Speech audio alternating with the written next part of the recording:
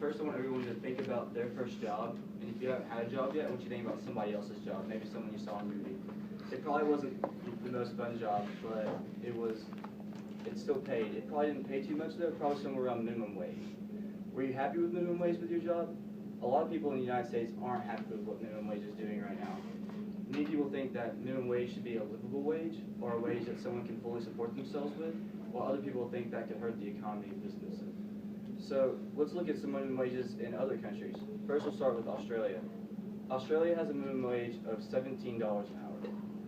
That's a pretty big amount for minimum wage. Any job you get there, the lowest you can get paid is $17 an hour. Imagine how happy you would be if you were 16 and making a minimum wage at McDonald's and it was $17 an hour.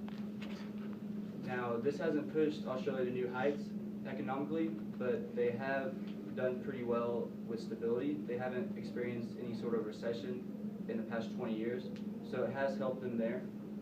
But in the United States, our economy has gone down in the past 20 years, and many people think that if we raise the minimum wage, then less people will be having to worry about where their money's going, because a lot of people can't support themselves if they have minimum wage jobs.